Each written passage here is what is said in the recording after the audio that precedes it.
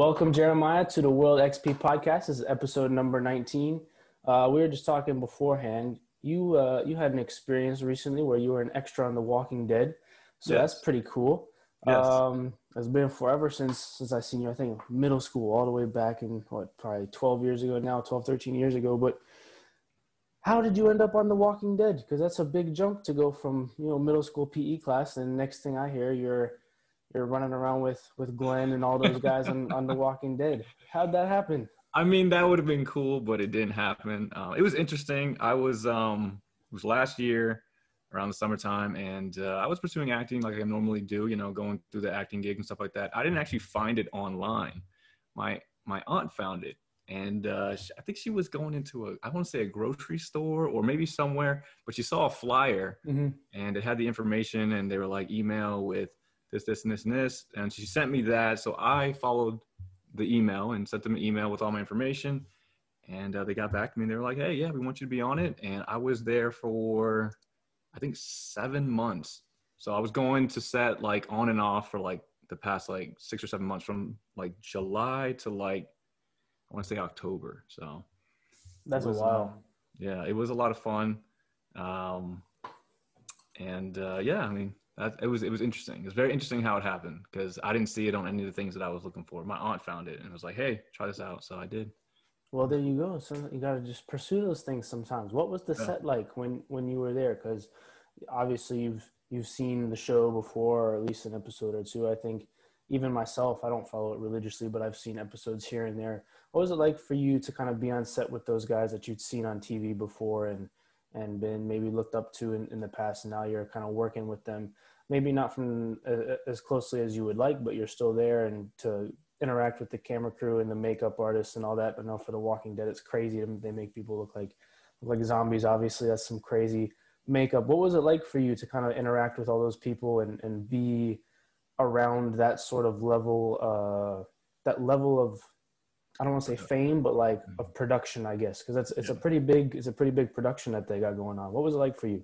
It was, I wouldn't say it was like overwhelming or anything. I was pretty comfortable, but it was huge. I mean, like some of the scenes that, like you said, you haven't watched it, but like just knowing some of the scenes with the zombies and, the effects that they have, the way they did it in that show, it was pretty real, it was pretty real. And the people that were playing those zombie roles, man, they looked pretty legit. It wasn't anything like fancy or anything. It was like syrup or some sort of jelly, but you go up to them and you start talking to them. They're like, hey, Tim, how you doing?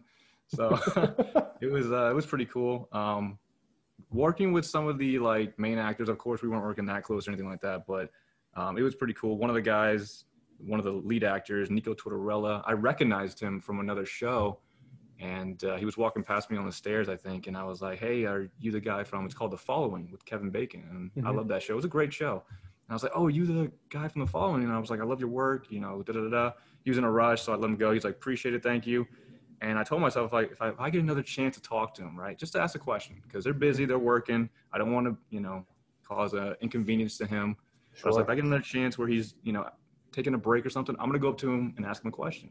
So he was on the stairs again, sitting down. I was like, all right, I'm gonna go talk to him. I'm just gonna ask him a question, just one question, just to see. All right. So I went up to him, I sat down. I was like, hey, I don't want to, take up your time. I know you're busy, but if I wanted to become an actor like you, what would I do? And the filming took place in Virginia, so it was in Richmond. And he asked me where I was living at the time, and I was like, well, I was in Northern Virginia. That's where I lived. And he was like, you need to move. I was like, oh, okay. It was the cliche answer, but I was like, oh, where should I go? And he's like, you need to go to New York or LA. I was like, okay, not Vegas, because I have family in Vegas. My original plan, and I already did it, was to move to Vegas and use my family to kind of like bounce around and do my acting things. So I was like, what about Vegas? He's like, no, not Vegas, New York or LA. And I was going to ask him a second question, but I was like, you know what? He's busy. I'm just going to, hey, you know what? Appreciate it. And I went back up the stairs, and it was cool. Actually, for the rest of the time I was there, he recognized me. He was like, hey, buddy. Every time he saw me, hey, buddy, how you doing? Hey, how you doing? It was cool. But, yeah, it was very interesting. I wouldn't say it was overwhelming or anything like that. I've been on set before, but it was very professional. Very, very professional. Good to hear. Well, I know you took his advice, and you are now in LA.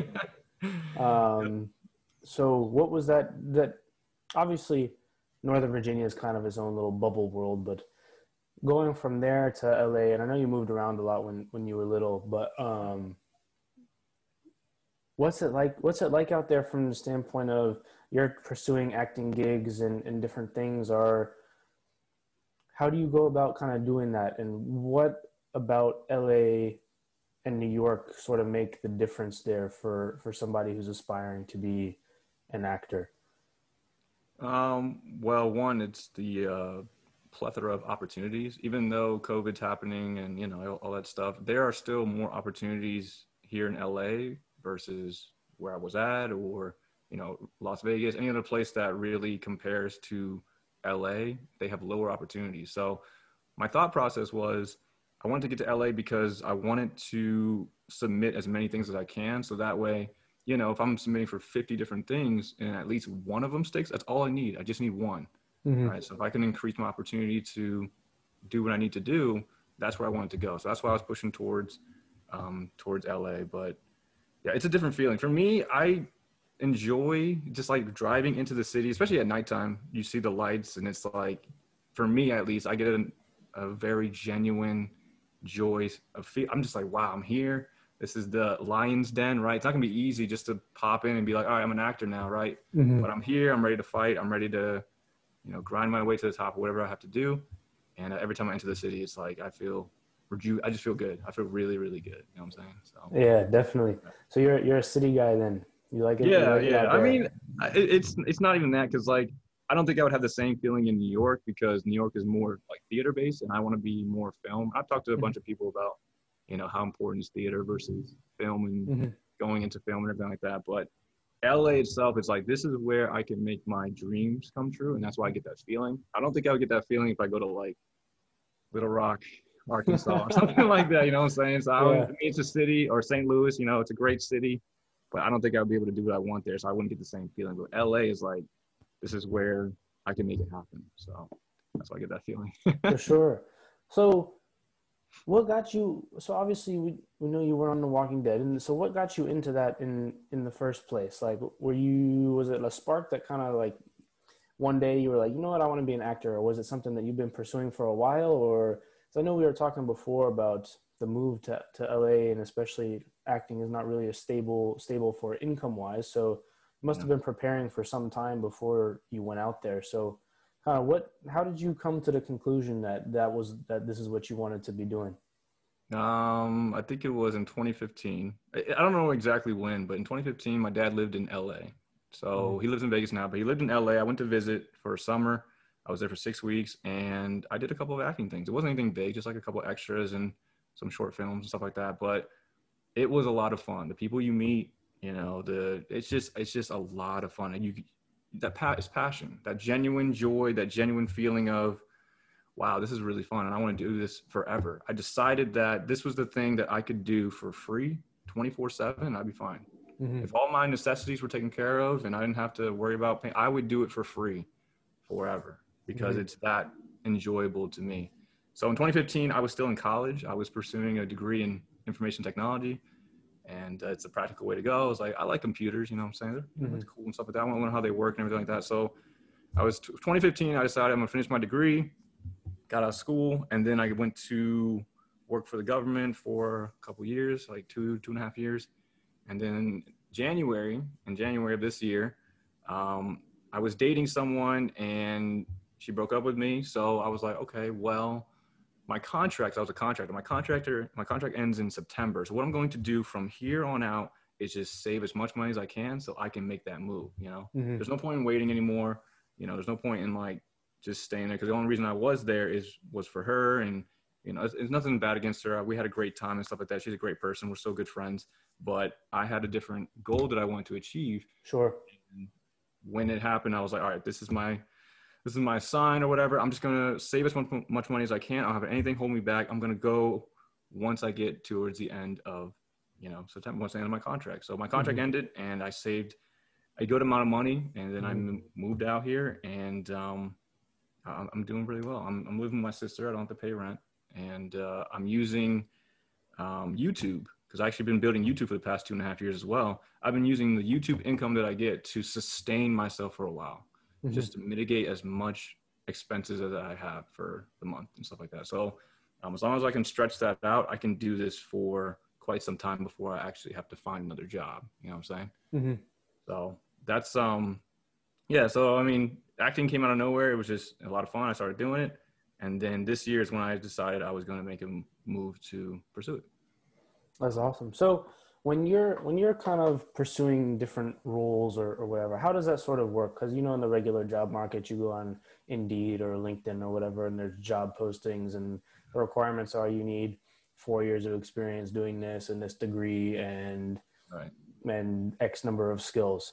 So obviously that wouldn't be the same for an acting gig. So how does that kind of work? How do you go find roles that you think that you would like, and then what are sort of the requirements, and then how do you actually apply, or I guess to get to the audition for those? Because I assume the audition is kind of like the interview. Yeah. Like once you're there. Yeah. It is. So I go on, let's say Backstage. Backstage is my number one source for finding acting gigs. And is that a website? Yeah, it's a website, backstage.com. Okay. And, you know, you put in your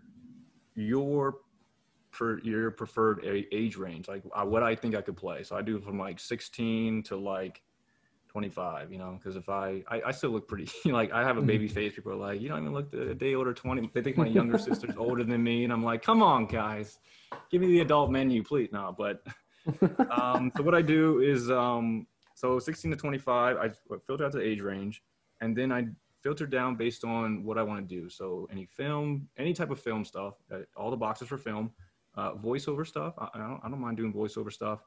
And I believe like commercials and modeling, or whatever I can get. Then they give you the results. And this is why I went to LA, because the results were just a lot. I mean, you get more opportunities. And then I read the descriptions of every thing that pops up. And if it applies to me, oh, this guy's, his age range is from 18 to 27 and he's having a hard time, or maybe he's a goofy character. I feel like as long as it's in that age range, I can play whatever the description is. You know what I'm saying? So whatever it is, as long as it filters into that age range and whatever I'm looking for, I will apply for it. There is no limit for me on what character I can play, because I feel like I can do anything. It's not egotistical. It's not like, oh, I'm the best already. But it's like, I don't want to limit myself to, oh, I can only do action films. Yeah. Oh, I can only do martial arts films because I know martial arts. I want to do, you know, I could rom-com. I'll do a rom-com, sure. You know, I'll be the goofy guy.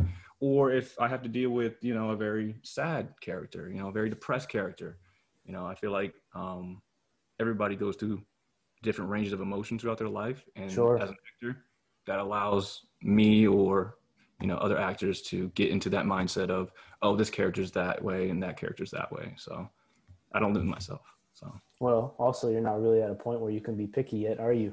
Yeah, so I'm going for anything. I'm going for pretty much anything. I try to avoid extra work right now, though. So I'm only trying to get speaking roles, because I want to build my reel, my acting reel, which is a compilation of like my parts that I've done, and then pitch it to people. Like, hey, I can act. I'm decent at it. Would you like to represent me? So that way I can get better opportunities and stuff like that. So that'd be kind of for the agent side of things rather than... Yeah, the agents, the agency, the people that have connections within the industry. That's really what I want to strive towards. So what kind of opportunities are there for somebody like you to get speaking roles? Because you would say like, oh, the next Marvel movie's coming out. It's like, it's not going to be you, no offense. Yeah. So like, what kind of opportunities are there for somebody like you, like yourself, aspiring to become an actor? What sort of opportunities are there for that? As long as it's on somewhere where you can access it without an agent, you can apply for it. You might not get it. You know, there's going to be hundreds of other people applying for that role, right? But there's nothing stopping you from trying. Like I've seen tons of feature films on Backstage, and these are like major movies, you know, and I applied for them, but there's nothing stopping you from getting that role, and you don't know. There's me like, oh, wow, I like that. I like the way he looks. Oh, I like that part in the reel where he did that. Let's call him, all right? And the audition process, if they like you, right, they'll contact you, right? They'll be like, hey, we want you to read this part now. Scene 5 from, you know, page 1 to 2, right? Read it, do the best you can, and then send it back. If they like you, they'll call you back for either a Zoom audition like this, or they will ask you to do another self-tape. Like there's a film in Florida right now that I'm very close to getting. It's a martial arts film. The first process was I had to send a physical demonstration along with improv. All right, that was the first interview. It was they gave me a scenario and I had to react to it and come up with my own like script. So I sent that in. I passed that. They sent me the actual size for 3 different characters. It was 3 different monologues, and I did all 3 of them and I sent them in. And now I'm just waiting to hear back. So that's kind of how the process goes. It's like multiple phases. It's like, it's like a regular job. Multiple phases of interviews, and then Sure. Hey, oh, we want you. You got it. You know what I'm saying? So when they send you those 3 monologues for the 3 different characters, is there one that you're like, yeah, I'd really like this one, or are you kind of just like, I'll take whatever they give me? I'm not picky. I'll take whatever they give me, but of course, I lean towards certain roles, and others like, oh, that guy was a leader, and he could do, Muay Thai. That was his martial arts specialist. I know how to do that. I would love to do that. I could fit in that role easily. But then you have, I think one of the roles was a gay role, and I was like, I'm open to that type of role as well. I think I can do it. As long as it's nothing too graphic, I don't mind doing it. So of course I lean towards one role other than the other, but I wouldn't complain like, oh, I got that role. That was my least favorite. I would still do my best and portray that character the best way that they see it. So. Definitely. Is it difficult for you to sort of, I don't want to say get into character, but like if you have to play, like you were talking earlier about like maybe a rom-com or like a sad film where it's not maybe your go-to personality on a day-to-day basis, is it hard for you if you're in that like a speaking role to maintain that sort of persona for a long time? Like are there days where you're like, oh, this is going to be tough today to like fit into whatever mold that they need you in for the day? I don't think so. I'm pretty adaptable. And again, I'm not trying to be egotistical or anything like that, but I think I have a natural talent for acting, and I'm very empathetic towards whatever character I need to play. So I've done a lot of recent ones where a lot of the characters are depressed and suicidal, and they have very tough things. Like I just auditioned for one where the guy he cremated his dad, and he was talking to the urn, and I had to be a little bit more emotional than I usually am because I'm not a very emotional person. I guess the only, struggle, and I'm not really sure yet because I haven't really done it to that extent, but like, I'm not a very loud person. So any roles that, pertain to yelling, I'm not a very loud person. So that would be, I guess, a little different. If I had to yell for a certain amount of time throughout like a certain period of shooting, I think my voice would actually go before I could get through it all because my voice is I'm not a very loud yelling type person. But I would still do it to the best that I can. I don't think it would inhibit me. It's just one of those, that's probably the one thing that would challenge me. Yeah. Like emotionally, any range I can do. I just think the yelling one would be a little bit tougher because that's just not my personality. So yeah, definitely. Me neither from the standpoint of even just in sports, like I'm not a very loud person, but becoming a leader on the field, like after every game, my voice is just like gone. Like I'll cough a little bit and then I'm like, no, I promise I don't have COVID. It's fine. Yeah. But are you able to switch back and forth between auditions? Because I remember we were talking the other day and you're like, yeah, I spend like a couple hours a day doing different auditions and stuff. Are you able to go back and forth between like, oh, it's a comedy and then it's a sad one, like right afterwards? Absolutely. Yeah. I'm absolutely able to do that because like for example, with the 3 roles, there were 3 different characters too. The gay guy was talking to himself about how he felt about somebody. So it was a little bit more sadder versus the first guy. And I think it's a superpower thing. He had a superpower where he shapeshifted and some parts of his body grew and he was impressed by it. And he was thinking about certain things, right? He was like, oh, wow, I could do that now. Oh, wait, hold on. Pull it back. But I can go from each character. And I think I can, at least for now, like I haven't played any big time roles. Like you listen to some of the actors that have gone through like, oh, that role changed me. Oh man, that really like got to them. I haven't gone through something like that. A lot of the roles that I've applied to have been smaller roles, but I think as of right now, I think that I can break the line or draw the line between this character and then myself. So I don't think it's that difficult right now, right? Yeah. I haven't done anything too challenging for me, so I don't know. But as of right now, I don't think I have a problem with it. Yeah, that makes sense. What about what was that movie that McConaughey was in where he had to like get super skinny for it? Oh yeah, I think it was Dallas Buyers Club, I think. Dallas Buyers Club. Yeah. Have you had anything like that where you've had to like really change or like any auditions where like it's like if you get this, you're gonna have to pack on like either like 30 pounds or like you're gonna have to get super skinny like that. Have you seen anything like that in an audition sort of requirement? I have not seen that yet, but I am preparing for that just in case it does happen. At the point in time right now, I'm just kind of maintaining my body, just doing workouts and home workouts and stuff like that, just maintaining it. I'm not trying to get too beefy, and I'm not trying to skin down.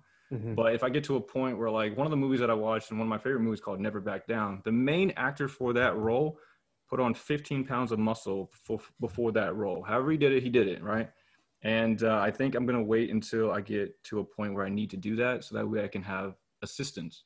You know, I'm not a professional personal trainer or anything like that. You know, I don't know the certain supplements to eat. I could research and stuff like that, but I'm not going to do that now. I'd rather wait. Oh, now you want me to do it? Let me push towards doing that now, because with my body composition now, I can play in between like a younger, like college kid, but I can also play the high school role because of the way I look, right? I'm going to use that to my advantage until I have to change it. That makes sense. Yeah. Yeah, I definitely wouldn't go about putting my body through that if I didn't have to, at least for the time being. But you've, in college, you were a lacrosse player, and then you moved on to sort of martial arts. Is that correct? I know you've been talking about martial arts films a little bit in this. Yeah. How did you jump into martial arts? Was that a replacement for lacrosse after you stopped playing, or kind of did you just another sort of passion of yours that you just decided to pursue? I actually did both at the same time. So in high school, I didn't have the bug for acting. I wanted to be a professional lacrosse player. So that was my passion, right? I was like, this is really cool. So when I went to college, I continued to pursue it, but they also had a martial arts club. When you go to, you went to Mary Washington, right? Do they have the club fair there? I don't know if they have. Yeah. So you see all the clubs and stuff like that, right? I saw the martial arts club. They were doing, like live demonstrations as you walk around. So I was like, oh, that's pretty cool. So the reason I did martial arts was because my uncle was big into MMA, and he taught me a bunch of stuff, and I was like, that's pretty cool and everything like that. But I wanted to enhance my knowledge of it for self-defense purposes. That's it. I didn't really have a passion to fight. It doesn't, I'll walk a mile before I have to fight somebody. But for self-defense purposes, that's why I learned the martial arts. So for the 4 years that I was there, I did martial arts and lacrosse 4 times a week. So Monday through Thursday was martial arts, and then Friday was lacrosse practice along with the weekend games and stuff like that. So I was pretty much doing something every single day for the past 4 years. Now, I think my senior year, I stopped playing lacrosse because I didn't have a passion for it anymore. I was like, it's not for me. I don't want to play. But I still did martial arts for that last year. And for the most part, I did it simultaneously. So has that transformed with your acting sort of passion? Because I know when we were talking the other day, you were saying like if you had an ideal sort of movie that you could be in, it would be that action martial arts sort of film. Has that kind of those two passions sort of intertwined a little bit into that? A little bit, yeah, because you watch the crazy martial arts movie, Jackie Chan. Sure, of course. And you're like, that's so cool. I want to do that. So that for me, that's the same feeling that I get. You know what I'm saying? I'm like, I want to do that. I can be that character. So in acting terms, if I make it on like a rom-com series and that's how I break out, fine. But one of the goals I really want to achieve is being in a superhero or action or martial arts type film. That would be cool. That would be like next sort of superhero or something like that. Yeah, exactly. I feel like almost all the superhero movies, at least the Marvel ones that I've seen recently and some of the other ones, they all have some sort of martial arts training. And I think Michael B. Jordan before Black Panther went through some like crazy boxing routine to get in shape for that. And some of the I'm sure some of the crazy routines that they all go through. Yeah, I'm preparing myself just in case I have to do stuff like that. Like one of my favorite actors is Hugh Jackman. And I was learning watching one of his videos on how he got in shape for that, because he was like ripped, right? Yeah. And he was talking about he worked out like 2-3 times a day, and he ate nothing but like plain chicken breast and rice. I'm like, oh God, plain chicken breast? I can do it. That's crazy. So I'm preparing for that in case I ever get that chance. But like I said, for right now, I'm just maintaining everything that I need for now. So. Have you seen any of those big, like the Hugh Jackmans or the Michael B. Jordans? Have you seen any of those, like the big names just around, like any of the studios that you've been at or just in LA? Nobody like that. The biggest person I've seen was Nico Tortorella in The Walking Dead. You know what I'm saying? So he was the biggest actor that I've seen so far, and I haven't seen anybody else in any of the films. There's a couple people I've seen, and then I'll see them on TV later. I'm like, oh snap, I know that person, but nothing like mainstream, like really big. So you just got back from a gig. I think 2 days ago or something like that. Yeah, 2 days ago, I think. Yeah. You want to run us through sort of the plot, and obviously if they don't want you to talk too much about it, that's fine. But you kind of want to run us through how you got that role, how you found it, and then sort of what the film is about, and maybe where we can find it. Yeah, sure. So I went through Backstage again and going through my daily rounds of just applying for stuff. I auditioned for that part and got it. The audition was a little bit unique versus some of the other auditions I did because they were like, read the role, read the parts. It was a short scene, but it was a conversation between the lead, the guy that I played, and his best friend, which was also another guy. So what I did for the audition is I read both parts and I edited it to where it looked like I was talking to myself. So when I did that, I sent it in. They were like, or the director, his name was Diego, he's really cool. He said, it was cool how you adapt. He was like, the adaptability that you show, the versatility that you showed within that audition is what got you the part. So I took that mentally and I was like, okay, from now on, if I ever get an audition or do an audition where there is 2 male parts or multiple male parts, I'll play all of them and send them in because it shows that versatility within the character. Even though you're not applying for the other 2 or the other one, it's still showing that versatility. I'm like, oh, okay, so this guy actually, okay, okay, all right, cool. And that's kind of what they went on. So the film is called Sorry, I've Been Traveling. And it's about the lead character, which was me, that he was an avid traveler. And then COVID hit. All right. So he was with his best friend. His best friend was a driver in the city of, I think it was LA. Yeah, LA. And, he was asking him to take him to the airport. It's a trip of my life. I've been waiting for this for so long. Then COVID hits. The guy gets depressed. He's kind of angry throughout the film. And his friend encourages him to go to the local spot in LA. Like, hey, I've been traveling around the world, but you don't even know what's around here. So he's like, go check it out. And so the character does that. And then before he visits his last spot, he's like, you know what, maybe I should, because they were best friends in the show, the film. So he's like, maybe I should invite him. So he invites him to the last spot and, they get really close and they're, having a good time and stuff like that. And then, it pushes forward to a time where COVID doesn't exist anymore, where it's been cured and we're back to normal and everything like that. And the film ends with both of them going on traveling adventures. So it was a short, cool film, and I enjoyed playing a part in it and stuff like that. It will be released, but I can't release it on any social media because of copyright infringement. Sure. So until the director, until he graduates from the school he's in, because it was a student film, until he graduates, he cannot release the film socially, like publicly on the internet. So until that happens, I will refrain from, I can do like stills and stuff like that and be like, hey, this is, yeah. But for the most part, yeah, I mean, it was a lot of fun. I enjoyed it. It's going to help me with my reel. That was very important, getting those speaking parts. I can use it for my reel. I just can't put it on the internet for like social media and stuff. Gotcha. Yeah, that makes sense. Once it is released, though, definitely send it over and we can get it out on our platforms as well. There's another film actually being worked on. Before I left Virginia, I worked on one more film before I left, and it got halted because of COVID. The editing process got way slowed down. It was supposed to be done in like May. They couldn't get to it until this fall. I finally got an email back from them saying we're working on it, we're progressing. I believe when that one comes out, because it was a similar role to, well, I mean, it wasn't like the traveling one, but it was a lead role. And when that one gets released, hopefully I'll ask them if I can put that up on social media. I think I can because the setting was somebody's house and they have ownership of their own house. So I should be fine there. But when that releases, hopefully I can share that with everybody because that film was interesting. I played a more angry, he was the leader of a brothel, right? He owned a brothel. I was like, this is a very dark, interesting character. So I'm very interested to see how that came out because I was playing a different role than I don't own a brothel.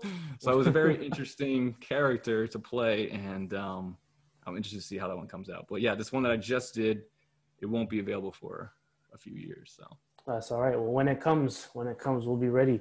Yeah. I got a couple more thoughts bugged me while you were talking. The first one was when you were talking about that you play like both male parts in the audition.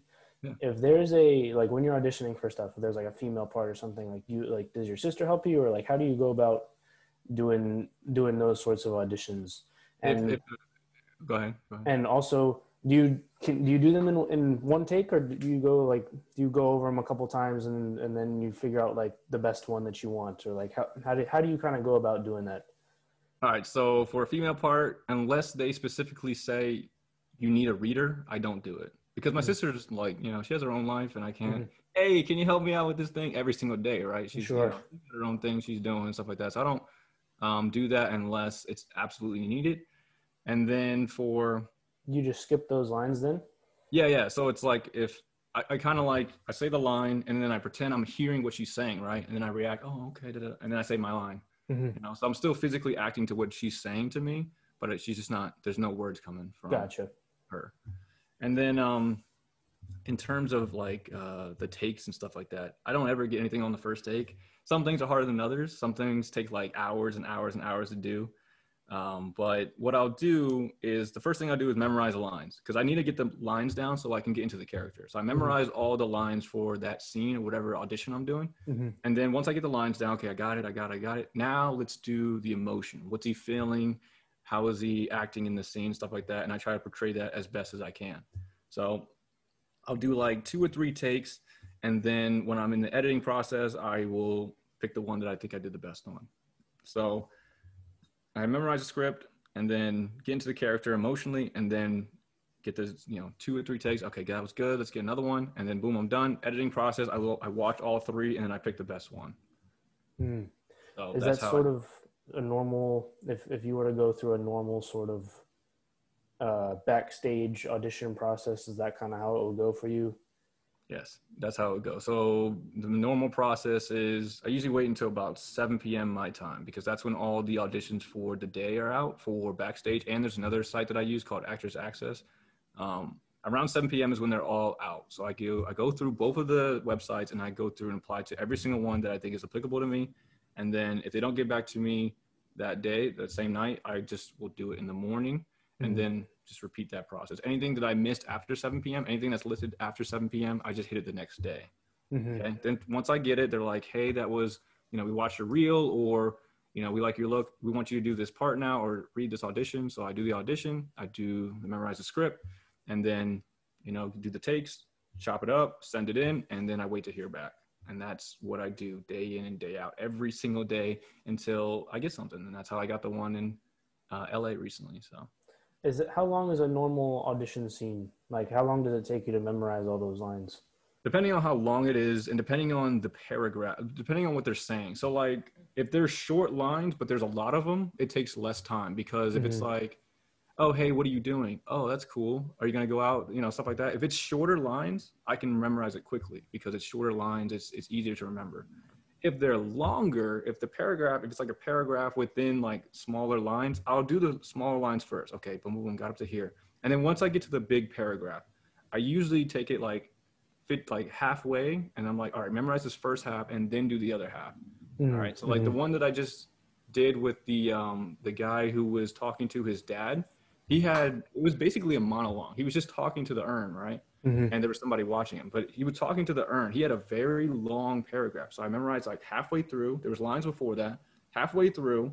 And I just kept doing that over and over and over again until I got it. I was like, okay, got all these lines down and I got halfway through. Now let's get the other half. Boom, boom, boom, boom. And I just keep repeating it over and over and over again until I'm like, okay, I got it.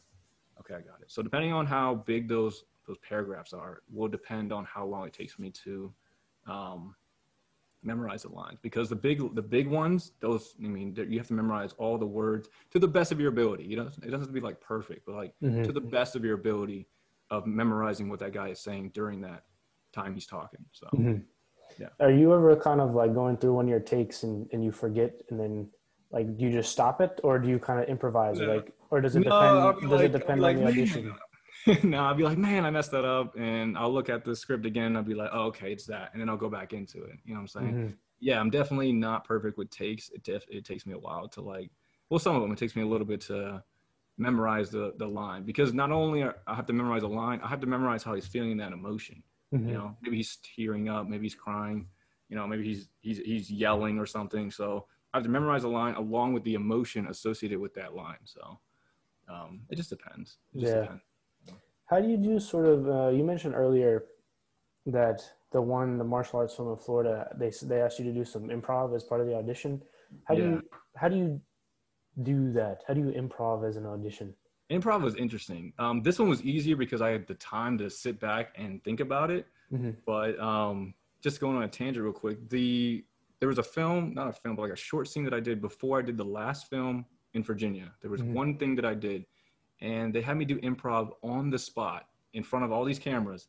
And I got nervous because I was like, oh crap, I don't know what to say, because it was a like womanizer role. And I was talking to this girl who was sitting across from me. And that's not my, like, it's not something that comes naturally to me. Not like that, you know what I'm saying? Because it wasn't like we were just talking normally, like, oh, how you doing? Da-da-da. It was like I was talking to her as if I was trying to get with her, right? So they were like, just pretend you've been here before. I was like, oh crap, I've never been here before. So improv on the spot, right? I was having a hard time with. Improv where I have time to think about it, I'm fine. You know what I'm saying? I'm okay. If it's dropped on me on the spot and they're like, we need to take now, I'm like, oh Jesus.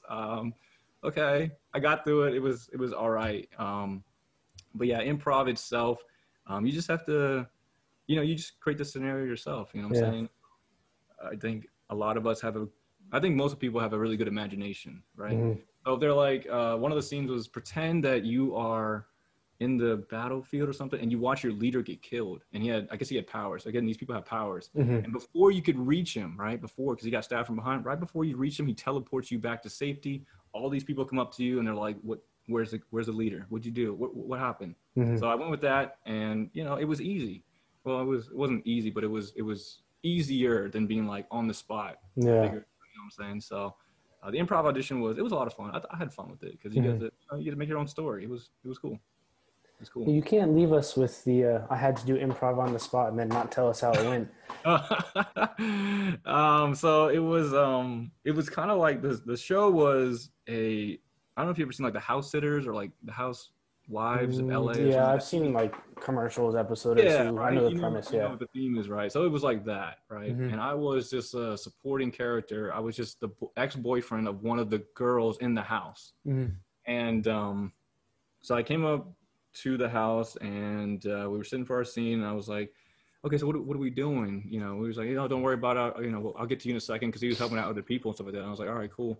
So I was sitting there. They brought the actress in. She sat across from me at a table, and I was like, okay, so what are we doing? So they gave me the scenario right there. They were like, you're back in town or something, and you see your ex-girlfriend, and she's looking good, and you're trying to get back with her. You're trying to see what she's up to. And I was like, okay. He was like, pretend. And they were like, and go. He was like, pretend you've been here before. You've been here 1,000 times. I was like, okay. So I got really nervous because I was like, I don't know what to say, because I'm not good at that. I'm not a womanizer, right? We can be confident, have conversations with, girl that you like and stuff like that. But you're not going to be like on the first time that you see him, you're going to be like, oh, hey, you're not going to do that. Yeah, it's a different sort of feeling than just having a different a conversation. Feeling. I was like, I have to pretend I already did this. All right. So what I did was I just made up a bunch of stuff. So because my counterpart was apparently like starstruck. She was like ditzy about me, like, oh my God, it's so cool and stuff like that. So I just pretended that I was like a big shot. So I was like, I was working on this book. Remember that book that I was talking about? And, oh, do you want to get some pizza sometime? And, oh, you still like cheese pizza, don't you? And stuff like that. So I don't know if they could tell. I could tell, but on some of the lines that I was saying, my voice was a little shaky because I didn't have a lot of I was like, I didn't know what to say here. So, but my voice is kind of shaky. They said I did a great job. They sent me a little small clip of it, and I was like, okay, it's definitely out of character for me, but it was, it's acceptable. Yeah. Yeah, I got it. So, it was a very interesting take. That was the first time that's ever happened to me. So, going forward, I'm like preparing for that kind of stuff, like improv and stuff like that. Actually, with the film that I just did, they had us do a lot of improv. So, but it was more like physical acting, like, oh, this time I want you to like be mad and slam your fist and stuff like that. And I'm like, okay, I can try that. And during some of the audio sessions, they added lines in, and I was like, okay, let me see if I can do that and stuff like that. But yeah, improv is tricky on the spot for me. I got to work on it. Yeah, I'm sure for everybody. I remember you'd be in like middle school and be like, okay, come up with a like in Spanish class or whatever, it'd be like, all right, come up with a play about all the vocab you just learned. Exactly. Like you're trying to fit it all into one sentence, so you didn't have to say more than one. Exactly. And it's not because if you have the time to memorize things, and even in presentations for like classes and stuff like that, if you have the time to sit there and be confident, like, oh, I know the information, you can get up in front of class and be like, oh, here it is. But if they're like, okay, here's the topic, you got 5 minutes to learn it, and I'm like, okay, it's a little nerve-wracking. Definitely. I remember I could always tell in school, like speaking in front of people, how much I had prepared before, like when I got up there. Yeah. Like as I started doing, we'll say, less prepared ones more, I got more prepared at winging it. Yeah. But even so, like, it's definitely once you have time to like go over the material and you know what you're talking about, it's very, very easy to just be like, yep, you're good. It's a learned skill though, because not everybody is comfortable doing that. They could know the material like the back of their hand and still not want to talk in front of people. Is that something that always came naturally to you? I'm gonna say no, because in high school I was I was like the opposite. I was very shy and introverted, and so when I was doing speaking on things, public speaking and presentation stuff like that, I would have a hard time with it. Unless it was a subject that I really liked or I was doing something that I really enjoyed, I had a hard time with it. And then through acting, being in front of a camera, I don't know, I just kind of changed a little. I think it was from like high school to college. When I went to college, I kind of changed. I was still introverted. I wasn't as shy, but I was still introverted. I still, liked my space, and I was very quiet and everything like that. But I didn't have a problem holding a conversation with people. Yeah. And that actually helped me with acting, because you're in front of a camera with 20 people looking at you like, get this line right. You know what I'm saying? We're trying to go lunch. So it didn't always come naturally to me, but I think through practice and confidence and, higher self-esteem, just looking at yourself on a higher level, I think, self-love is huge to becoming the person that you want to be to talk to people. Anyone. I mean, in front of people, in front of one person, talking to that person that you like. I think confidence, self-esteem is very, very important. So I think that's what helped me push past the boundary of, I don't want to talk in front of these people. Yeah. I was the same. High school, hated presentations. College, I was good a little bit more. And then like, if you had told me 5 years ago, hey, you're going to have a podcast and put it on the internet, I'd be like, nah. Yeah. It's different. It's like, obviously I don't have 20 people watching me, but you kind of forget that the camera's there at a certain point. Like the first 5 or 6 we did, they were in person and we actually filmed them. We had like cameras and stuff, and Dylan, who edits the stuff, shout out to him, was there kind of as I don't know if you've seen the Joe Rogan Experience, but he was being the Jamie role. If we needed to make sure we got something right, he'd Google it real quick. But and so that was a little bit different because we had the tripods and he had a studio light and stuff that we were able to use. And so the first couple were, after the first like minute or so, you just kind of forget that it's there. You just have the conversation like as normal. Yeah. Does that kind of happen for you when you're on set, or does it kind of depend on the set? Like I'm sure for the Sorry I Was Traveling movie or Sorry I'm Traveling movie, it's a little bit different than The Walking Dead. The amount of people and the amount of cameras that they have and all that, I'm sure it's a little bit different. But is it the same sort of for you, where you kind of just forget that it's there and like that the lines and you're just kind of rolling through it? I would say sometimes, yeah, I think it's half and half. I do forget that camera's there sometimes, but I'm always aware of it. But it's like I'm comfortable, you know what I'm saying? I'm comfortable in front of the camera. Plus having a partner makes it easier. If you're doing a monologue in front of a camera, it's a little bit different because it's like, first of all, you can't look at the camera and you gotta, deliver this line. So there's no one to like feed off of like energy wise. But when you're doing it with a partner, or if you're having a conversation with somebody, it's more natural, you know what I'm saying? Because you're focused on them. You're not focused on the camera to your right. You're focused on, okay. So with The Walking Dead, it was a lot easier though, because I didn't have any lines. The camera wasn't really focused on me.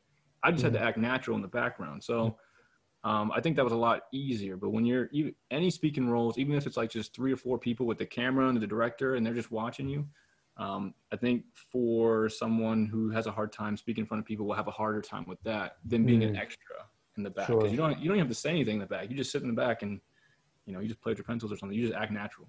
Yeah, I think you uploaded the scene that you were in The Walking Dead. I saw you were just like going like this with your pencil and just like sitting there. I was just acting like a bored college kid, and that's because that's what you do. Yeah, we've been there. So I'm just like, yeah, whatever. Yeah, like half asleep, Yeah, exactly. twiddling your thumbs and stuff. Exactly. Have you So seen this might be a super random one. I don't want to say ignorant, but in some shows where they're acting about being actors, and then they have like, you know what I'm talking about, where it's like the TV show is like with Friends, for example, with Joey, how he was trying to be an actor, right, and yeah. they'd have extras come in and do some crazy stuff like to try and get on camera. Like, is that a thing that happens, or is that just something that they put on TV? Well, when I was filming the most recent one, Mm-hmm. there's a spot in LA, I believe it was called Little Tokyo, right? So it's a smaller version of, it's like the Japanese place, you know, they have Mm-hmm. noodles, they have like Japanese culture in that Mm-hmm. area. And one of the shots, we had to walk through the entire like plaza, right? It's a Mm-hmm. small little plaza, you walk through it. We were walking through it, and the shot was of me just walking around looking at the view and everything. And there was, I want to say kids, I want to say younger kids saw that the camera was on me, and they were like, "Oh, they're filming something," and they like jumped behind me, and they were like, "Ah!" Da, da, da. And I was like, oh. So, in a scene like Friends or a setting like Friends, that's a private thing. So everybody that's there is there for a reason. But like for public things, yeah, it happens. People jump in and they're like, "Oh, what are you filming? Oh, what are you doing?" You know what I'm saying? Because In the middle of the scene, yeah. yeah, and I had to keep like in character because the people, you know, the direct, they were still filming regardless because they can just cut that out, right? With editing, you can just cut that out, or you don't have to include it. So I had to stay in character, but I was like, these people are right behind me, just jumping around, aren't they? Was that hard? You knew they were there. Yeah, it was difficult, but I was like, I'm just gonna pretend that they're not there. I'm just gonna keep looking around at the scenery and stuff like that. But yeah, it happens. If you're in a public place and people are brave enough, they see you, you know, with a camera, they'll jump in. They'll jump Wild. in. People are nuts, man. Yeah. You mentioned earlier you were kind of sustaining yourself with YouTube income. Do you think the YouTube sort of helped you get comfortable in front of a camera? Did you use face Oh, cam or not so much? yes, absolutely. Actually, I do YouTube channels and I stream. So I do Mm-hmm. live streams in front of however many people are watching me. So Mm-hmm. definitely getting comfortable in front of the camera, that helped a lot. Yeah, actually, that helped a lot because, you know, when you're sitting there and you're like trying to entertain 20, 30, 40 people that are watching you, it all comes natural. You know what I'm saying? It Mm-hmm. all comes natural because, you know, they're there to watch you either play that game or maybe they like you as a person and they like your content. They just want to see you. But doing that over a period of time definitely helped with being in front of a camera. But I was doing acting before I even got on YouTube. So maybe they both helped each other because by the time I was doing YouTube, I was already deep into acting. So I Sure. was kind of already used to it. Why did you start did you start the YouTube as a means of like supplemental income, or like why did you start that? No, I didn't do it to make money. So the reason I did it, there's a game that I was playing called Clash of Clans on my phone. Mm-hmm. And like most games, you have teammates, you have clan Mm-hmm. mates, right? You can get up to 50 people in that clan. That's a lot of people. Yeah. And one of the elements of the game is wars, and people were asking me, how do you do that? You know, how do you do that? So instead of typing it out all the time, I was like, you know what? I'm just gonna make a YouTube channel, and you guys are gonna go watch my video. So that way, instead of me being like explaining like 2 paragraphs, you can just watch this video for 5 minutes, and it'll show you the same thing. I could do it better too on the video. Mm-hmm. So that's what I did at first, and then it kind of grew from there because you know people that weren't in my clan, people that weren't part of that, they just came in. Oh, that's really good. Oh, that's a good point right there, and they sub, and then it just grows from there. And that's kind of what happened.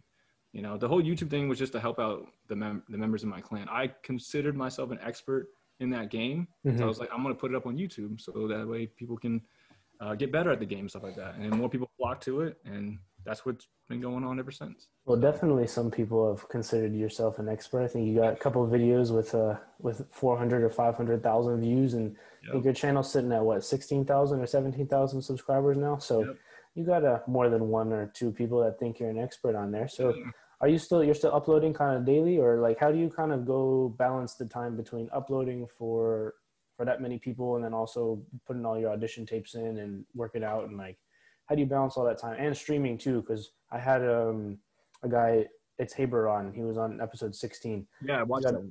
Yeah, so he streams. When he's streaming for like 6, 7, 8 hours a day plus all his YouTube content. And I know that takes up a ton of his time. And so you got that plus all your audition stuff where you got to memorize lines and stuff. How do you balance all that? It's a matter of priorities. I don't ever let myself feel pressured into doing something that I don't want to do.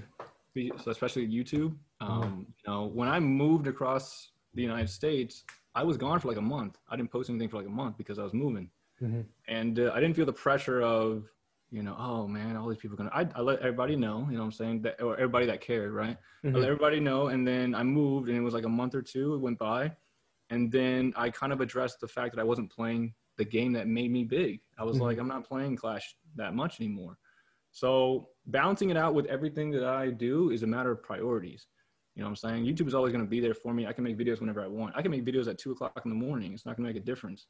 But for acting, it takes a priority versus that, or, you know, watching TV or whatever it is, because that's what I want to do. It's the number one thing that I want to do. And anything else comes second. So if I have the film, I was there for a week, right? 8 days.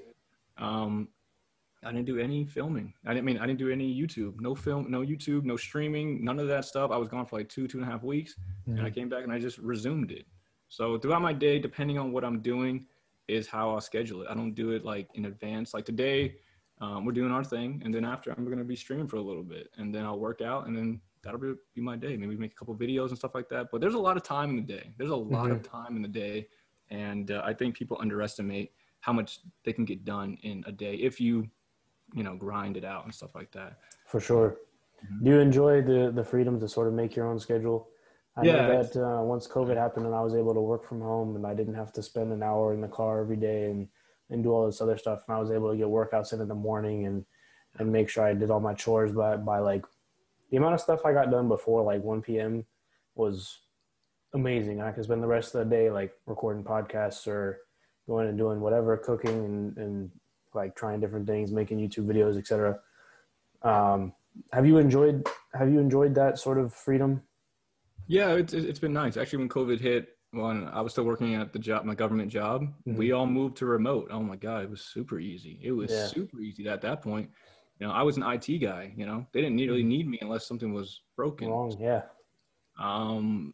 It was a breeze. I enjoyed it. It was like a mini vacation. But during that time, I didn't sit around as if it was a mini vacation. I just, you know, I enjoyed my time and I did things that I wanted to do. You make a YouTube video or, you know, work out or stream or whatever it is. I do enjoy the freedom. And where I'm at now, I'm very grateful because I could not have my sister helping me out. I could be paying rent in LA and, you know, doing something very expensive like that. And that could be eating through my money like quickly, like really fast. So I'm very grateful that I'm able to use the small amount of income that comes in every month to stretch out, you know, first of all, the freedom to do what I want and then pursue my goals at the same time. So it's very, I'm grateful, very grateful, humble. You know? Yeah, for sure. When you go get your gigs, are they paid or unpaid or both? Or are you just still like you said earlier, just kind of taking whatever comes your way? Right now, in the beginning, I'm taking whatever I can get, unpaid or paid. You know, there's no discrepancies. If it gets to a point, I mean, I don't ever want to be at a point where I have to be like, I can only do paid gigs. That limits my opportunities, because then I can't do student films. I can't do anything where there's no payment involved. Right. And then I'm like, oh, well, that only pays $50. You know, I don't like doing that because I want to do it for free. I want to be able to do it whenever. I enjoy doing it. So in the beginning, I'm taking whatever I can get. I have saved up enough to where I can support myself and go where I need to go in order to do the shoots and stuff like that. I was actually thinking about it, you know, driving back and forth from Las Vegas to LA, because I visit both places because my dad lives here in Las Vegas. I was like calculating in my head the amount of miles my car could drive back and forth to get a certain amount of, you know, clips, so that way I can have enough to put my reel out and stuff like that. So I would think about stuff like that. But, you know, if I get like 10, let's say I get 10 productions done, 10 films, that's a lot of content. That's a lot of content to put in one reel, because reels aren't supposed to be that long. It's like 2-3 minutes. So I get 10 films done. That's not that much. 10 films done.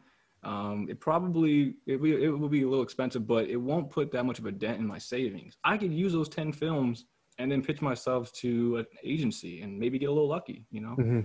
So it's all in my favor right now. And I don't have any, like, I don't have that pressure to be like, oh, I have to go do paid gigs. I have to be paid. So it's really nice, and opens up opportunities to meet people that, you know, maybe one day they're like, hey, I liked you in that last film. You want to come back for another film? You know, this one's paid this time. Oh, okay, cool. Yeah, exactly.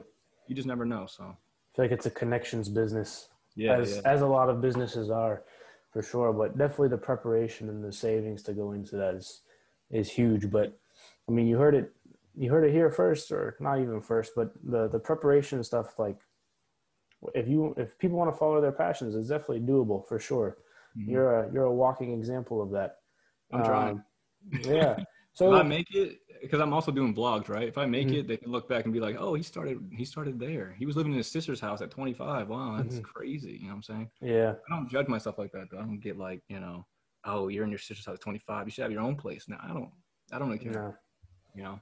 definitely not. It's all in context, you know. It's all in context. There are some people at 25 living at their parents' house where you're like, oh, but Yeah. it's all in context. So what? So you mentioned agencies. So how does that kind of work? You show them the reel, they like you, and then it's kind of like They they throw your name in the ring for roles that you otherwise wouldn't have seen, or kind of how does that work? Yeah, I mean, I'm not entirely sure because I haven't done too much research on it because I'm not at that point yet. But the research that I have done, you pitch to them, they like you, whatever it is. Hey, I'm Jeremiah, and here's my reel, my headshot. I would love for you to represent me. I love your work, or whatever it is. If they like you, they'll put you in, they'll throw you in the ring, and then they have connections within the field. So if they hear something that fits your range, they'll throw you towards that. Oh, here's an Mm-hmm. audition. Oh, here's something that you should apply for, stuff like that. So with that, getting into the acting guild as well is really big because if I can get an agent who is in the acting guild, that will give me the opportunity to go for the big stuff, like the big films and the big, speaking lines on, Mm-hmm. certain shows and stuff like that. That's also another goal of mine to get into SAG. It's called SAG. So Um, what is the actor SAG? Is SAG the acting guild? SAG is the acting guild So for, what is that? it's basically it's basically like the way to title yourself as a professional. If you get into that, you're a professional actor. That's basically what it is. You're a union member, Mm-hmm. and that means any roles that you take from now on, you're automatically always supposed to be paid. Like you're like an employee, and I don't want to say like an employee, but you're part of that business now. Mm-hmm. And being part of SAG is a big thing because you can get access to their website. Their website has a lot of resources for SAG actors, agents, agencies, of course, auditions, and connections that you can make. It's a very powerful place to be, and a lot of people have a hard time getting in there. There is a giant fee to get in, and you have to pay quarterly to stay in the guild. It's a very serious thing. They want to know that you're serious about it. So um, that is the ultimate goal for me. I don't want to do it too fast though, because as soon as you become a SAG member, you're not allowed to do any more non-union films. No more student films. No more anything that's non-SAG. You can't do it Mm. against their rules. So what is the limiting sort of like I wouldn't know off the top of my head, but like how far is the reach of of SAG as far as films? So obviously you're not really in the realm of like you're still doing student films and things of that nature, but like to be like in a movie theater is like the likelihood that it's a SAG film like very very high.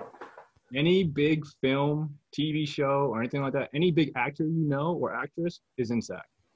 Like 99% of them are in SAG. I don't know the backgrounds on, like, at least for their acting guilds. I don't know if Mm-hmm. they're like, but like Scarlett Johansson, she Mm-hmm. started on Backstage and then went into SAG. Mm-hmm. Jennifer Lawrence, I don't know where she started, but she's in the SAG too. Everybody that all the actors, all the big actresses, it's a SAG. All the like The Walking Dead, that's a SAG production. You know what I'm saying?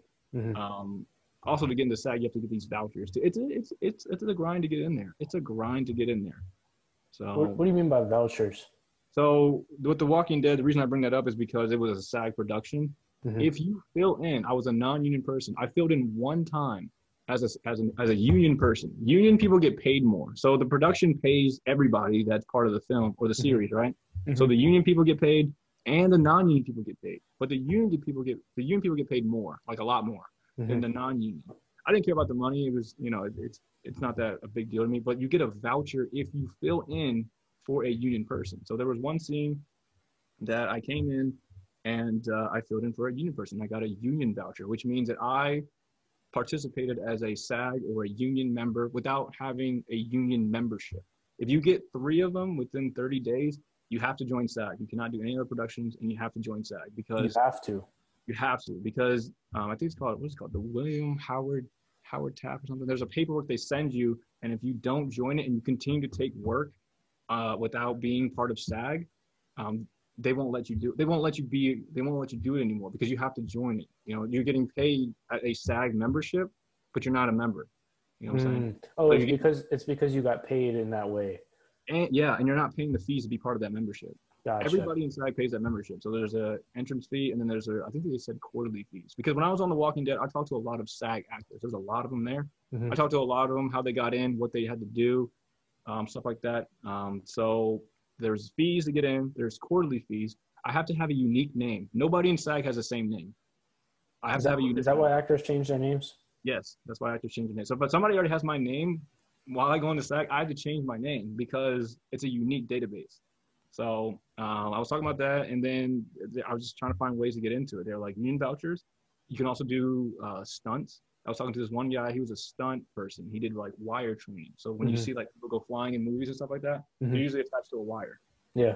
I was like, oh, that's cool. So I was thinking about doing stunts because like I was telling him I'm a martial artist. Martial artists can get into SAG easier because if they can do stunts, that's how they get the vouchers really quickly. Oh, when you do stunt, boom, you're into SAG. So. And then, of course, I was talking to SAG actors who's also like, don't go into SAG too fast because then you won't be able to do any non-union stuff. So it's a delicate balance, and that's why I'm trying to do as many non-union stuff and get as many for my reel before I start pitching. So have you thought about going into stunts? Like when you were talking about stunts, I was like, oh, you're a martial artist. You could do that. And then you said it. So have you thought about that? I have. And when I was in DC or when I was in Northern Virginia, there was a DC stunt coalition, but they weren't very active. I sent them a message.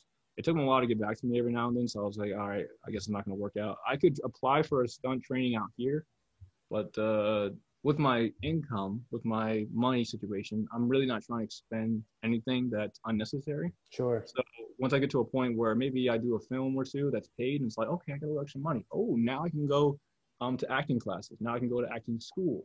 Now I can go to do the stunts that I need to do, fight choreography, whatever it is. But as of right now, just starting out, I'm just going to hold back for a little bit, you know, and I would do it eventually. So. Did you take acting classes before? I took one in college. And that was it? That's it. I don't have a background in acting. You just like it.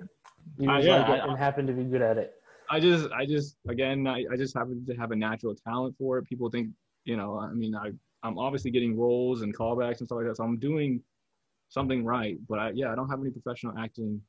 I don't have a professional acting background, no class or anything. The only class I took was in college. It was a small one semester thing. And it was really fun. I enjoyed it a lot, but that was it. It wasn't my major, so I couldn't really pursue anything else besides that. So, but yeah, I took one acting class. It was a lot of fun. That was it. That's the only thing I had. So. Sounds good. I think we've talked about most. Was there other stuff that you wanted to talk about? I forgot. I just, since at the beginning you're talking about, we haven't seen each other since middle school, what made you start a podcast and stuff like that? So I think back in May when George Floyd was killed, I was talking to Sam and Izzy, who were the first guests on episode 1. I was having conversations like similar to this one and some of the other episodes on a fairly regular basis anyways. I think it was Sammy was like, hey man, you have good ideas. Like, have you considered starting a podcast? And Dylan and myself have been friends for years, and we've been talking about sort of, alternative ways to not necessarily make income, but like hobbies and other things that we can be productive with our time that aren't just like playing video games or something stupid. So we had talked about it on and off, and then it was June. We've been in lockdown for like 2 or 3 months at that point, and we were kind of just like, screw it, why not? Like Dylan's shy, he doesn't want to be in front of the camera. He's got all the camera equipment, knows how to edit sound and video. And it just was a good match. It was a good match for the two of us because he had no desire to be on camera at all, but he knew how to do all the technical stuff. Yeah. I'm not like, if I taught myself to do the technical stuff, like it's not that complicated for what we're doing. Like we don't have any crazy equipment or anything. I could teach myself how to do it, but if he wants to do it, then it's sort of a match made in heaven, you could say. But yeah, that's kind of what it was. And Um, the first couple episodes did really well. We got a lot of good feedback from people. Sammy and Izzy must have texted it to like 1,000 people because their episode on Spotify has like 5 times more listens than any of the other ones. Wow. But yeah, we got some good feedback and we were like, why not? And then so it got me, so the first like 10 or so were kind of me reaching out to people. And then as we move forward, I've been able to talk to some cool people like yourself, people who are doing different things, like Haber, like never would have been able to talk to him. Like I've known his work for a couple of years just because I'm familiar with that sort of that their scene. Never would have been able to talk to him otherwise. So it was cool to kind of pick his brain and see what he's doing. He's way younger than I thought he was. He's 21 or 22. And so hopefully just can keep going. And to be honest, now at this point, it's just kind of like finding the coolest people I can talk to, you know? Okay. And if other people are interested in what those people have to say, but don't have the means to sort of talk to them, for example, then if I can be that person that can kind of have that conversation for them or or like if one person gets one good thing out of whatever the episode is, like this one, somebody's like, oh, I want to be an actor. And then they didn't know about Backstage or something like that. They're like, oh, they find out a piece of information that they wouldn't have otherwise known. That's kind of what it's there for, to be honest. Like, would it be nice if it blew up? Sure. Yeah. Is that necessarily the goal? No. Goal is just to talk to fun, like cool and fun people and just keep learning, dude. It's like, it's a learning thing. It's a curiosity thing, you know? Right. Yeah. Is it something, so, you know, you talked about, obviously my goal and dreams is to be an actor. I mean, is it to be a podcast interviewer or is it like, what is your ultimate goal? Oh, I don't know. I'm seeing where this goes. I think if this turns into something where I don't need like, basically the end goal is kind of just to be able to kind of work for myself and set my own schedule, you know? And however I end up doing that, whether it's through this or through like something involving soccer, maybe like I'm part of a soccer club, like running a soccer club or something like that, or like start my own company or end up wherever, however I end up doing that, it's just the freedom to, like we were talking about earlier, to like set your own schedule and because you know from being a contractor, there are days that you're not doing anything. You're sitting at your desk doing literally nothing, and you're like, I could be doing so much more with my time right now. That's what it is. It's like I don't want to have to sit at a desk and do nothing.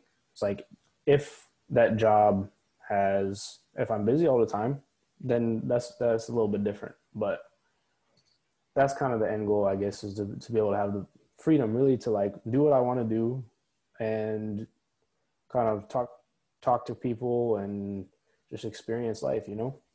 Yeah. Do you watch any other podcasts? Do you have your favorites or anything? Rogan for sure.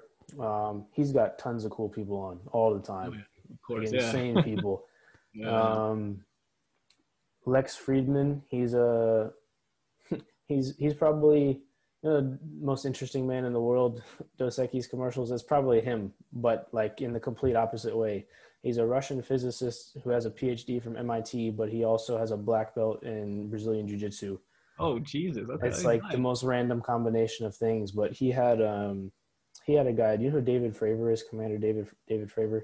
Nah, I don't know. He was a Navy pilot for forever. He was the one that was like a UFO back in like 2004.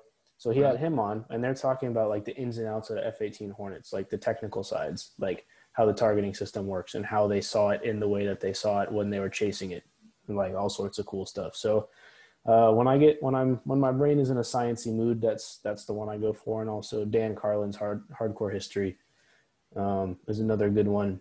This is more the curiosity of the mind. Is those three kind of touch most subjects that you could kind of get into, to be honest. But yeah, those are the three big ones, I think. And then the FIFA YouTubers are the other ones I listen to, like just in the car, like if I'm doing chores or whatever around the house, I'll have something on in the background all the time. So. Right. So have you watched the Hot Ones podcast? I've not. It's a podcast where they eat increasingly hotter chicken wings. I've heard of that. You've heard of it, right? Mm-hmm. So one of my, just randomly, one of my goals, my favorite food is buffalo wings. You want to go on it? Yeah, if I ever get on that show, I know I've made it. Because they've had superstars on there: Kevin Hart, Shaquille O'Neal, Matthew McConaughey. I think I've seen the one with Shaq. Yeah, so they've seen, they had a bunch of people, so they got big time names on there. If I make it on that show ever, I'm eating my favorite thing while I'm talking about however I got there, right? Mm-hmm. I know I've made it. That's how I know I've made it. That's how I know, okay, I'm successful. I got it. You know what I'm saying? I know Shaq did it. Do you have something like that? Maybe if you get on Joe Rogan's podcast? Oh, yeah, that would probably be it, to be honest. If I was on the Joe Rogan Experience, that would be the thing. Mm-hmm. That would be the one. I have no idea how he picks his people to go on there. But he gets famous people too. I don't know how he does it, but he gets famous people and all sorts of people. He had like a doctor that was at Yale, and then like 2 days later was with like Kanye West. It's like everybody. That's sort of the goal, though, like to be able to talk to anyone and everyone. And I've had that sort of range of people on here. I've had episode 7, I think, was the number.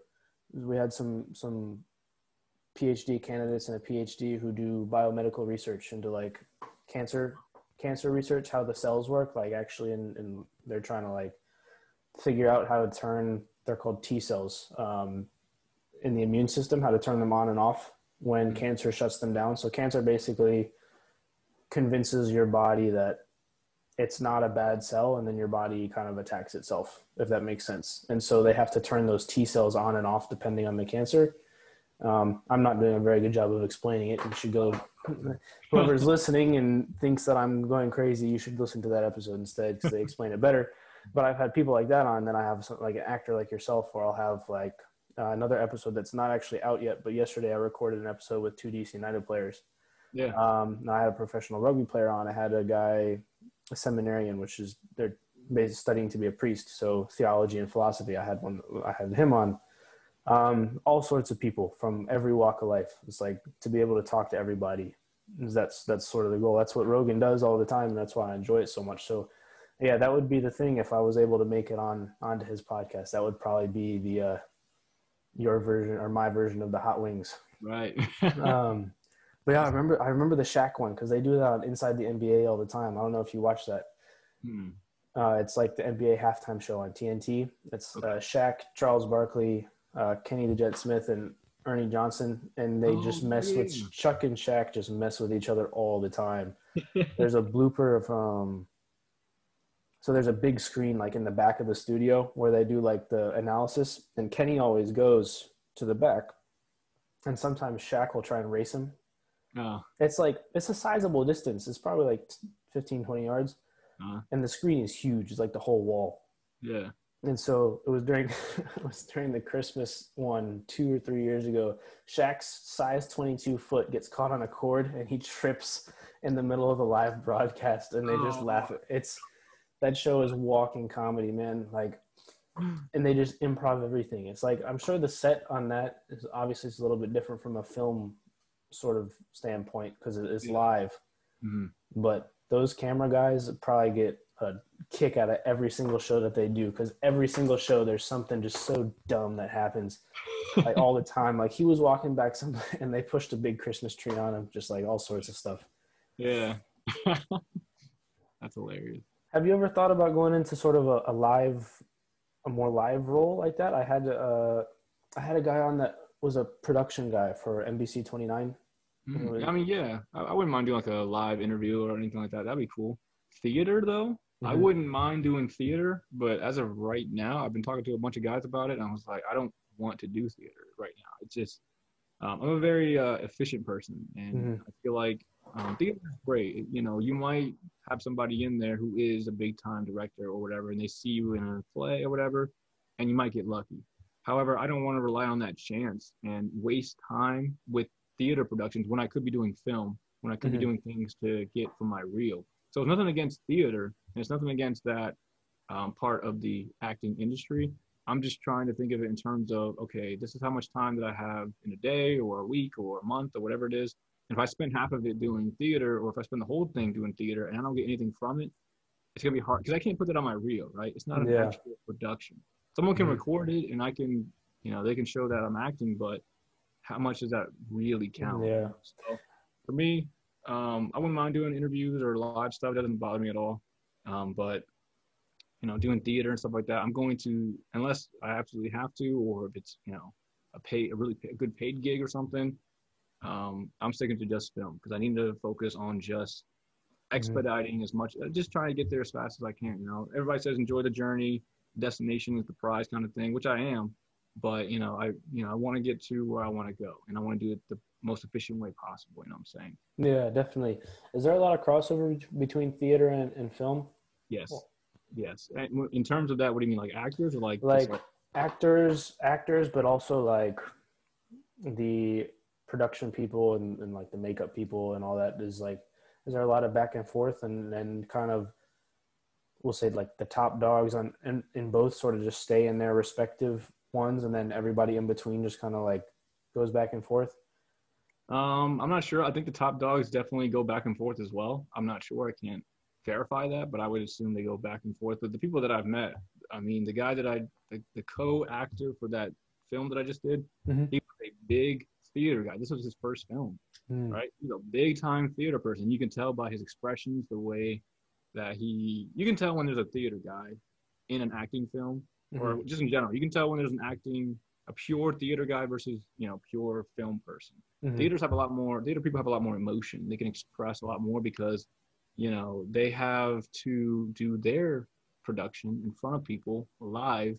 And if they make a mistake, it's in front of you. There's no, oh, cut it, let's redo it. It's right there. So I do respect it because it does take a bit of courage and, grit in order to sit there and do that. You got to memorize the character's lines. You got to not mess up, and you got to be in emotion. You have that emotional side to it. But yeah, they definitely transcend between both. I've seen a lot of theaters do film and people who are just doing straight film. So yeah, definitely goes both ways for sure. Is the theater guy that you mentioned, besides the emotion part, is there a difference when you're working with them as far as like different interpretations, I guess you could say, of the script or the scene? Like, is there the theater guys seem to interpret scenes in this way versus the film guys, or is there kind of like depends on the actor or actress? In my experience, especially with the most recent one, I would say from the theater point, he tries to extract as much as he can about the character so he can become the character. Not saying I don't do that, but we had rehearsals and, we were going through our lines, stuff like that. I thought I had it down. I was like, I feel good. I'm ready to go. But he was trying to extract more data. Okay, so how does he feel during this part? When he says this line, how does he feel there? Da, da, da, da. He was very, I would say, meticulous on how the character should feel. You know what I'm saying? And I'm not saying that I didn't need that. Again, I'm not trying to be, because I was like, I got the lines, I'm good. And I'm just going to work on the emotional part. You know what I'm saying? I didn't need to, unless I was confused about something, I don't really ask those questions because I just need to work on it. Let me just rehearse, let me just train, and I'll get it. That's kind of how I work with, sports. You ask questions and you're like, how do I do that one move? Or where should I be in this position? And then you work on it. That's kind of the mentality that I have. You get the advice and then you just go work on it. But he was very meticulous on extracting as much information for that character so he can portray it, which I respect. It was cool. How much of that is, you think, directors wanting a scene done a certain way versus a director sort of, say, giving you guidelines? Maybe like you have a little bit more leeway to interpret how you want. Have you had different directors be different ends of the spectrum on that? I've seen it. Okay, so like for The Walking Dead, the directors and the assistant directors, the ADs, some of them, because they change directors sometimes for some of the episodes. Some of them are a lot more chill, and that's what I've experienced. Like the director I just had, very chill. The director I had in Virginia, that last one I did, very, very chill, right? They were just like, just go with it. If they saw something they didn't like, they're like, oh, do this a little bit more, do this a little bit more, and then you do it. But sometimes if you'll get a director who's very adamant on getting it right, you know what I'm saying? And just from an observer's view, because I wasn't the actors or the actresses, but depending on, because I don't know, they get up really early, they're working all day. Sometimes their emotions get to them. They're doing a scene and they get mad at the actor. The actor says, "Oh, you're not doing it right. Let's just take a break." We have 10 minutes before lunch. They get frustrated. It gets a little hectic sometimes, especially on a big production like that, right? Mm-hmm. But what I've noticed, at least in the smaller films for right now, everyone seems to be chill. Oh, go with it how you feel. Oh, that was great. I love the way you did that. You know what I'm saying? Well, could you do a little bit more of this for the character? So, for the most part, it seems the smaller directors and stuff like that, they're like, yeah, bring the character to life, see what you got, and we'll tweak it when we need to. So, yeah, they're not under a lot of stress. You don't get a lot of hostility, I guess, towards you. But I mean, the directors and stuff, they're on a schedule and stuff like that. Especially like The Walking Dead, they're on a schedule. They got things to meet and stuff like that. It's a little bit more fast paced, and it's a lot of like high energy and stuff. Yeah, they got deadlines and episode release dates and all sorts.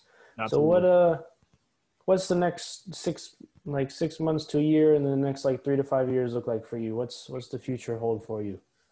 For me, it's just to continue to do my daily grind, work out, send in auditions, grab as many parts as I can. I'm trying to, this time next year, I don't want to be in SAG that fast.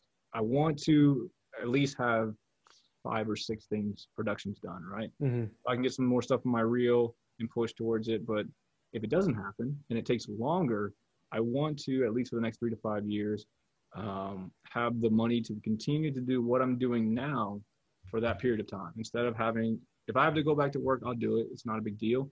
But I'm trying to avoid as much as I can because I have so much freedom right now, which is an advantage for me.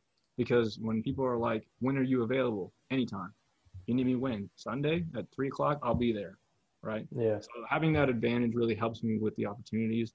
And that's what I'm going to try to maintain for the next few years. If I get paid gigs, right, they can help me mitigate some of the expenses for that month or whatever it is, and it'll help me do this even longer.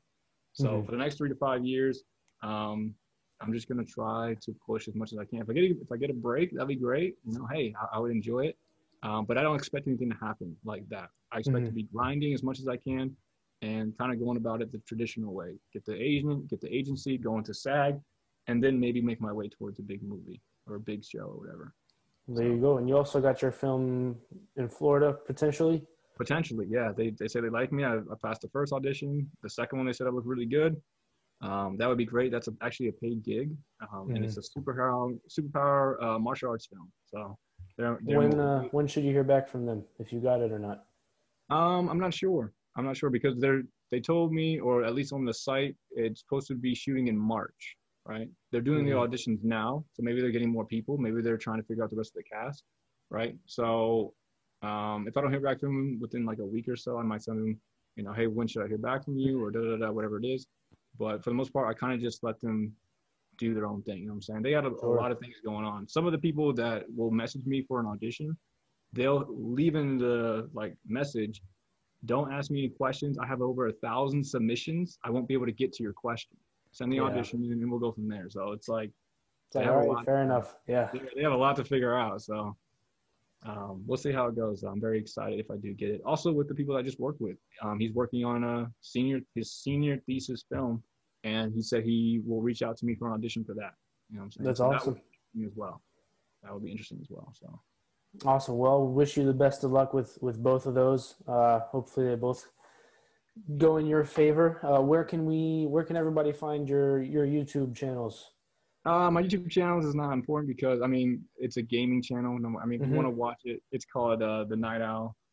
It's exactly spelled how it sounds, and I do a bunch of gaming channels and stuff like that. My personal YouTube channel is where I put my acting blogs at. So that's Jeremiah space Brannan, and then I'm mostly active on Instagram. So J Brannan, so J Y my last name 19, and you can find me stuff like that. But yeah, we'll put all those links in the description. Go give him a sub on both his YouTube channels. Support him on his journey to becoming an actor. Hopefully, we'll see you on the big screen one day. But we've done an hour and a half, so I think this is a good place to close it out. It's been good talking to you, man. Yeah, I appreciate it. All right, bye everybody.